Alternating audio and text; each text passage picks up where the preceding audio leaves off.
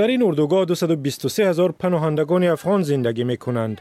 همه آنها از خشکسالی گریختند که حاصل کشتار و چاروایشان را نابود کرد. محیدین 35 ساله به این اردوگاه از ولایت بادغیس از غرب افغانستان آمده است. او به صف خویشاوندانش در اینجا پیوست که از دست خشکسالی همه چی را تلف دادند. در اردوگاه فقط آب هست، برای غذا باید به قول جان بکنند. با این خیمان طاقت نمیشه کاکا. دیشه و امی تو خونگی بود عمل امی خود ترکم همه مریض. اما مقدارم نداری که به دکتر ببری. دیگه ما چیکار کنیم؟ از اینکه بیای مر بکشی همه به یک کرات خلاص کنی بهتره. محیدین مثل دیگر مردم اردوگاه بیکار است و خانواده‌اش از حساب کمک‌های بشری حکومت و سازمان‌های خیریه زندگی می‌کند. هر یک پناهجو همچنین برای نیازهای اولیه و زندگی کمک یک دفعه‌ای $80 می‌گیرد. بعداً باید خودشان حسابشان را یابند.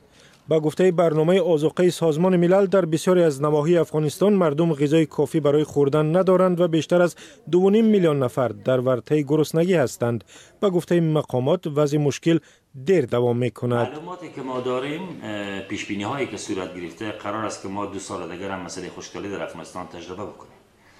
اما قطعاً در رده‌های بالا به ارتباط رفع عزم و عزل تصامیم اتخاذ میشه. قطعاً جامعه جهانی در کنار مردم افغانستان هست به خاطر رفع عزم و عزل و ما هم من حیث دولت افغانستان از هر طریق ممکن اقدام میکنیم تا بتونیم به این معضل رسیدگی بکنیم.